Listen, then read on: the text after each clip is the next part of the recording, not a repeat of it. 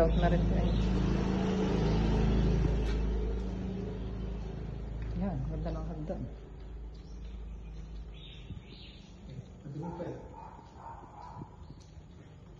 Ito po ang lababo. Ganda.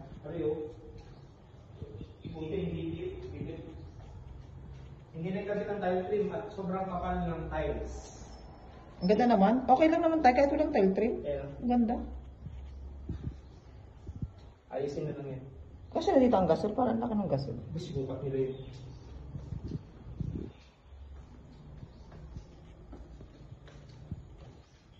Ah, nagkasya din sa sa dirty kitchen yung Oo, napag-aari nila. tiles. Ang galing. Kaya ang ganda ng lababo ng yan, may bubong na oh. Ang ganda. Oh yan, pakita ko sa ninang yung bubong. Ako ang Ganda bubong. yan. Ganda na puti pa. Ba? Anong nagagawin dito sa railings? Ito ay steel matting. Yung bukas ang kuha. Ay, Yung may flashing para hindi mag-awas-awas ng tubig.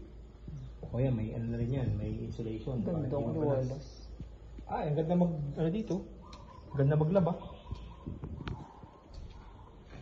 Sa CR. Yung CR ay ginagawa ko na.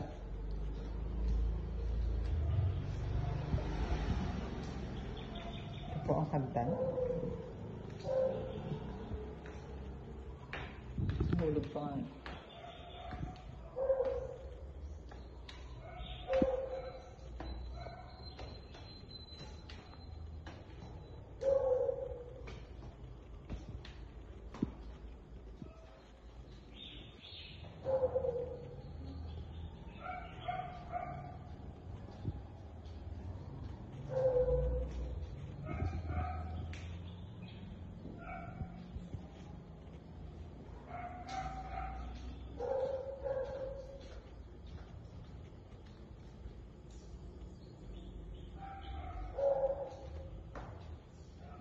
Yan, may pinto na.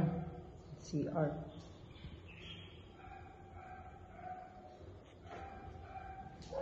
Makalak na. Mata mo, napag-ari yung tiles o yung mga... Makalak na to? Hindi pa. Napag-ari yung mga tiles.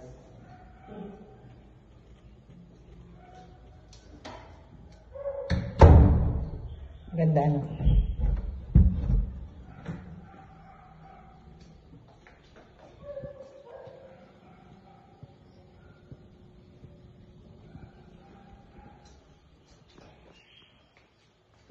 Ito na po ang tumatagunting na 2.3. 2.3. Wala. Pag-ari ito naman stainless, ganda ito. Tama, napag-ari yung tiles. Dito yung Chandelier. chandelier. O, pwede dito. Ikot natin. Kaya nga bakit nga dito dapat may doon? Madali na yan. Dudukutin na lang ng pera yan. Ang linis. Ang tingin ko baka dito parang White House. Puti. Yan. Mga puti na lang ito. O, ito yung Railings din yan. railings din lang.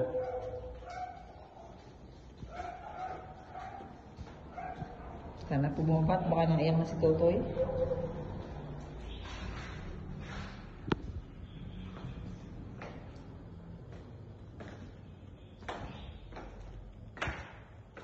Gandang dirty kitchen ang labo. Saan mo kaya maganda ang board?